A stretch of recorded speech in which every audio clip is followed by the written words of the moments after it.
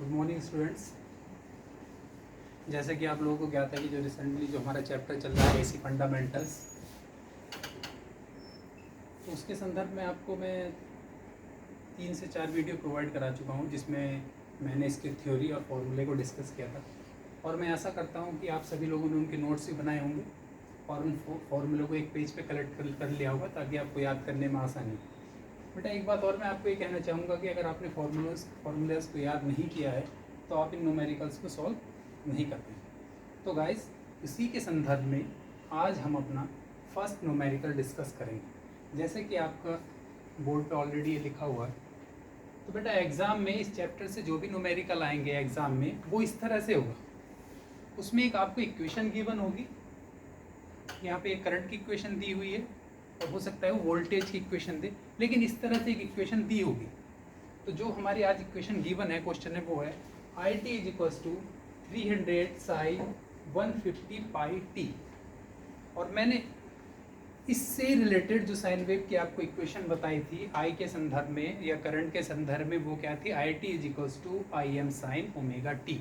तो एटलीस्ट बेटा आपको इन न्यूमेरिकल्स को याद करने के लिए वोल्टेज और करंट की ये दोनों ही जो इक्वेशंस हैं, जो साइन वेव की जो इक्वेशंस हैं, वो आपको याद होनी चाहिए। तो गाइस, आज हम इस न्यूमेरिकल्स को डिस्कस करेंगे स्टेप बाय स्टेप। और मैंने कोशिश की है कि इसी न्यूमेरिकल में मैं आपके सभी पार्ट्स सभी जो आपसे पूछे जाते हैं, जो भी आपकी क्वांटिटीज़ पूछी जाती है, एवरेज वैल्यू या फ्रिक्वेंसी या तात्क्षणिक मान, उन सभी को कवर कर लूँ। तो ये आपके लिए न्यूमेरिकल बहुत इंपॉर्टेंट है। तो गाइस, आज इसको शुरू करते हैं। तो जैसे कि इस न्यूमेरिकल में दिया गया हुआ इक्वेशन दी है कि I T is equals to 300 sine 150 pi T. और आपको कौन सी इक्वेशन याद है? I T is equals to I M sine omega T. आप इसको इक्वेशन नंबर 2 कह दो। और ये जो क्वेश्चन में इक्वेशन दी रहेगी, उसको आप एज ए इक्वेशन 1 मेंशन कर लेंगे। तो बेटा इस तरह के जब न्यूमेरिकल सॉल्व करेंगे, तो सबसे पहले हम इन दोनों इक्वेशंस की कंपैरिजन कराएंगे। तो हम क्या यहाँ पे कहेंगे? समीकरण नंबर 1 की समीकरण नंबर 1 एंड 2 की तुलना कराने पर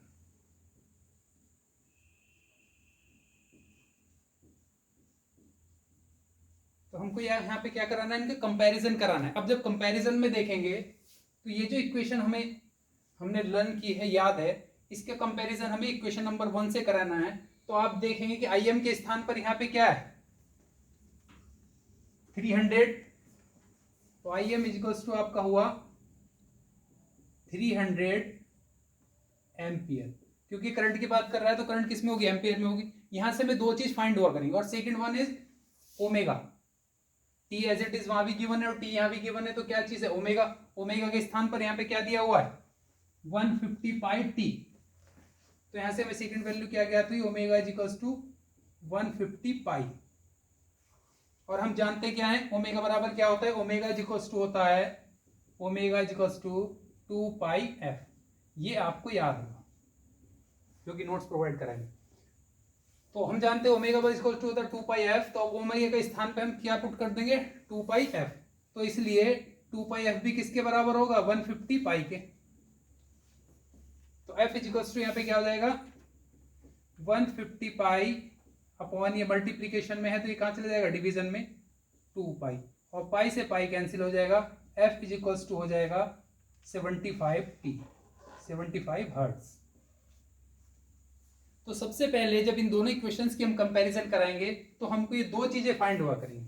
first one is the frequency and second one is I am. What is the I am? तो ये आई एम जो है, इसके मैक्सिमम मान को रिप्रेजेंट कर रहा है, M4 मैक्सिमम से रिप्रेजेंट कर रहा है। इसका मतलब यह है कि ये जो हमारी साइन वेव होती है, ये अपनी एक साइकिल में जिस अधिकतम मान तक जाएगी, वो उसका क्या कहलाता है? आयाम। ये एम्पलीट्यूड इसको बोलते हैं, अधिकतम मान बोलते हैं, आयाम भी बोल सकते हैं, एम्पलीट्यूड इसको बोल सकते हैं, और अधिकतम मान भी। तो ये अधिकतम मान हमें डायरेक्टली कंपैरिजन करने से प्राप्त हो गया। डायरेक्ट क्या क्या ज्ञात हुआ? I M is equals to 300 ampere. दो चीज आपको फाइंड हुई, the frequency and the first one is the current का आयाम। अगर ये इक्वेशन वोल्टेज के संदर्भ में दी होती, तो बेटा यहाँ पे जो मैक्सिमम वैल्यू आती, वो होती वोल्टेज की। तो आपको दो चीजें फाइंड हुई, फर्स्ट वन इज द आयाम and second one is frequency. तो आप यहाँ पे देखिए ये एम्पलीट्यूड, एक तो ये ज्ञात हुआ हमको डायरेक्टली कंपैरिजन करने से, और सेकंड वन इज फ्रीक्वेंसी। ये दो चीजें हमको डायरेक्टली ज्ञात हो जाए करेंगी जो इक्वेशन आपकी दी है और जो आपको याद है दोनों के कंपैरिजन से। अब बेटा जब आपकी फ्रीक्वेंसी ज्ञात हो जाएगी तो आपको एक फॉर्मूला टाइम पीरियड या समय काल के संदर्भ में याद है, टी इज इक्वल्स टू क्या होता है। अब सेकंड पॉइंट लेंगे हम इसका, second one is time period.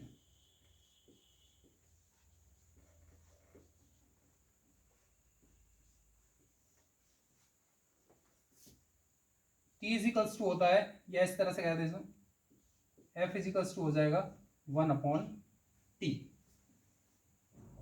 Frequency, frequency हमारा क्या होता है, ऑक्सीलेशन पर सेकंड। ऑक्सीलेशन पर सेकंड का मतलब है कि कोई भी वेव फॉर्म या एसी एक सेकंड में अपनी कितनी बार अपनी प्रारंभिक स्थिति की पुनरावृत्ति करती है, वो उसका ऑक्सीलेशन कहलाता है, या एक साइकिल कंप्लीट करती है। तो हमारे घरों में जनरली कितनी एसी आती है, 50 हर्ट्ज। तो इसका मतलब यह है कि वो जो करंट हमारे घरों में आ रही है, वोल्टेज जो आ रहे हैं, वो एक सेकंड में 50 साइकिल्स को कंप्लीट कर रहे हैं। ये डायरेक्टली किसके ऊपर डिपेंड है। अब टी क्या था यहाँ पे, टाइम पीरियड। अगर किसी का टाइम पीरियड ज्यादा होगा मतलब कि टाइम पीरियड क्या होता है कि एक साइकिल, कोई भी जो एसी है, एक साइकिल जितने समय में कंप्लीट करती है वो उसका टाइम पीरियड कहलाती है। तो फ्रीक्वेंसी क्या होती है, 1/t। तो टाइम पीरियड अगर अधिक होगा तो इसकी फ्रीक्वेंसी भी कम होगी। अब देखो, तो इसलिए टी इज इक्वल्स टू क्या हो जाएगा, 1/f, क्रॉस मल्टीप्लाई कर ली, टी यहाँ चला जाएगा और इसके स्थान पे एफ कहाँ पे आ जाएगा, नीचे आ जाएगा। तो टी इज इक्वल्स टू क्या हो गया, 1/f। एफ हमको ज्ञात है, फ्रीक्वेंसी कितनी थी, 75 हर्ट्ज। तो 1/75 सेकेंड। तो ये जो समय आया करेगा आपका, ये किस में होगा, ये सेकंड में होगा। अगर आप इसको कैलकुलेट करें तो कैलकुलेट करके आएगा ये 0.0133 सेकेंड, 0.0133 सेकेंड। और इसको हम क्या लिख सकते हैं, आपको मैंने बताया था जब point left to right shift होता है तो वो 10 की पावर माइनस में आते हैं, और जब पॉइंट आपका राइट टू लेफ्ट शिफ्ट होगा तो वो पावर क्या होगी आपकी, प्लस में होती है। तो अब इसे हम क्या लिख सकते हैं, 13.3। ये पॉइंट हमने कहाँ शिफ्ट कर दिया, यहाँ पे राइट, लेफ्ट टू राइट गया, तो इसका मतलब क्या हो जाएगा, 10⁻³ सेकेंड। और -3 को क्या कंसिडर किया जाता है, मिली सेकेंड में। तो 13.3 मिली सेकेंड। तो ये क्या हुआ बेटा इसका, आपका ये आपका आ गया टाइम पीरियड है। तीन चीजें फाइंड हुई, time period. The next point is औसत मान। अब औसत मान जब आपको फाइंड करना होता है, सबसे पहले बेटा अगर आपको इसका फॉर्मूला याद होना जरूरी है। तो औसत मान का फॉर्मूला क्या होता है, और औसत मान किसकी बात कर रहा है, कि करंट इक्वेशन किसकी है, करंट की। तो औसत मान भी किसका निकालेंगे, करंट का। तो औसत मान क्या होगा, ये एवरेज मान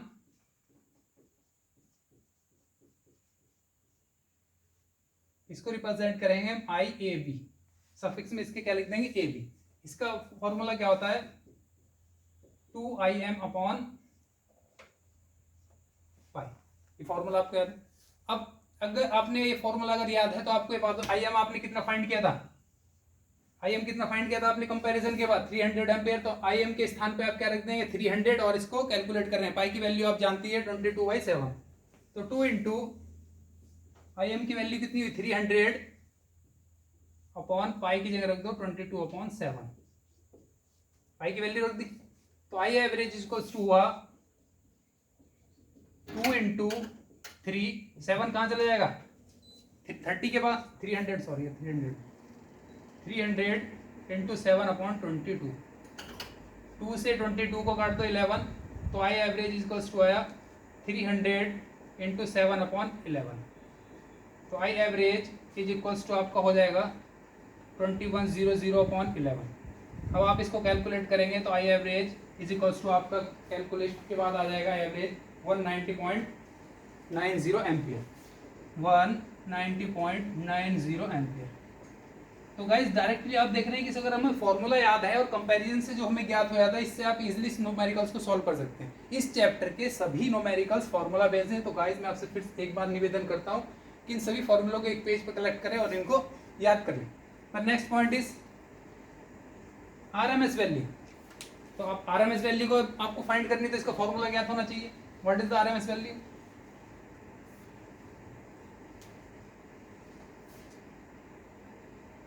आरएमएस मान आईआरएमएस। आईआरएमएस का फॉर्मूला क्या होता है? I am upon √2। गाइस ये फॉर्मूला आपको याद होगा। अब आई एम हम जानते हैं, कंपैरिजन के बाद कितना आएगा? 300 एम्पियर। तो आई एम के स्थान पे क्या रख देंगे? 300, और इसको फिर से कैलकुलेट कर लेंगे। तो आई एम हो गया 300 अपॉन √2। अब इसको कैलकुलेट करेंगे, तो कैलकुलेट करने के बाद क्या आएगा आपका? 212.132 एम्पियर। ये क्या आ गई इसकी? आईआरएमएस की वैल्यू आ गई। The next point is form factor. तो what is the formula of form factor? Form factor क्या होता है? फॉर्म फैक्टर आपका होगा, जो फॉर्म फैक्टर का फॉर्मूला क्या होता है? Form factor is equals to RMS मान अपॉन आरएमएस मान और औसत मान या एवरेज मान के रेशियो को हम क्या बोलते हैं? फॉर्म फैक्टर बोलते हैं। अब आपने आरएमएस मान भी आपने पहले ऑलरेडी ज्ञात कर चुके हैं, और एवरेज मान भी आप ज्ञात कर चुके हैं। तो डायरेक्टली यहाँ पे पुट कर देंगे। आपका आरएमएस मान कितना आया था? आपका जो आरएमएस मान आया था बेटा, वो था 212.132 एम्पियर। और एवरेज मान आपका कितना आया था बेटा?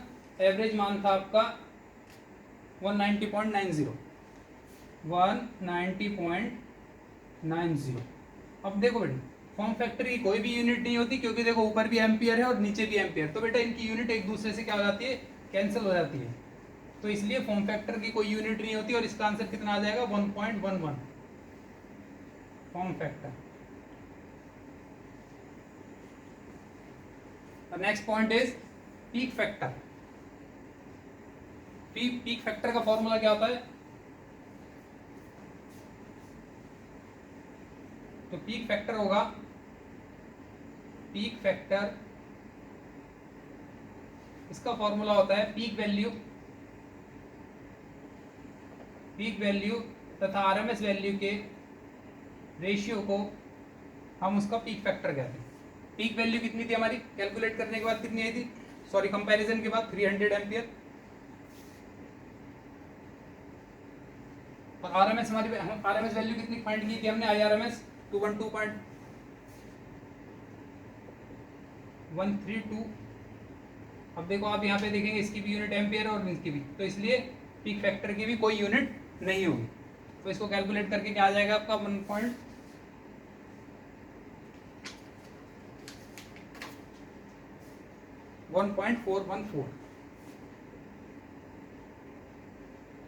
आ गया आपका peak factor. And the next point is instantaneous value, तात्क्षणिक मान। बेटा इसमें आपको थोड़ा सा ध्यान रखना है।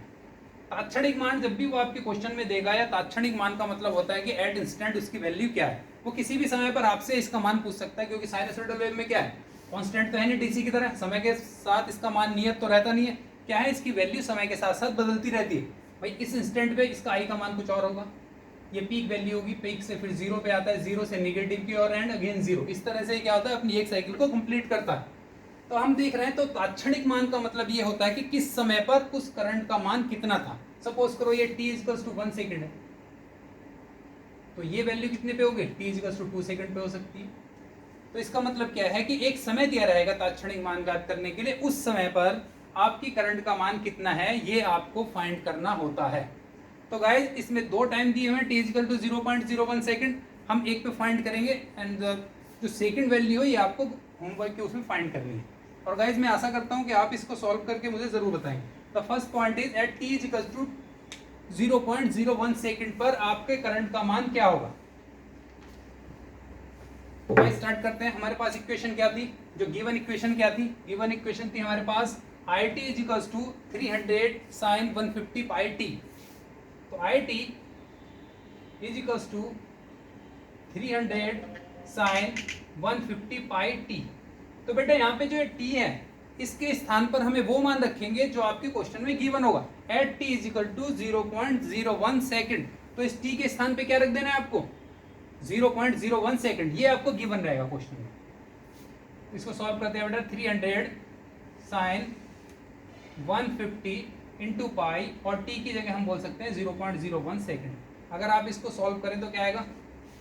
300 साइन, जरा इसकी मल्टीप्लाई करना है, इससे क्या हो जाएगा? 0.15 इंटू पाई। अब यहाँ पे थोड़ा सा केस आपको समझने की बात।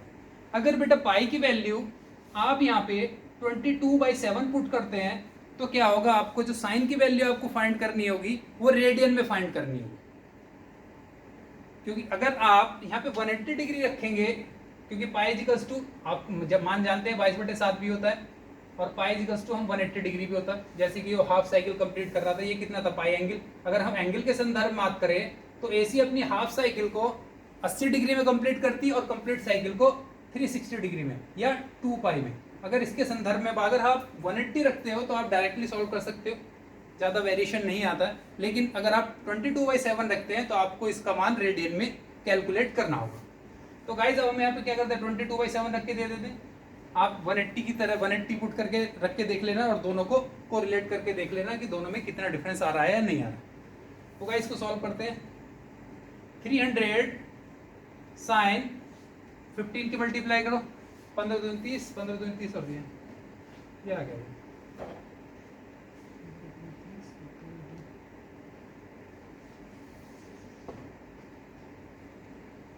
ये वैल्यू आ गई और इसको गाइस सॉल्व करेंगे तो ये हो जाएगा 300 साइन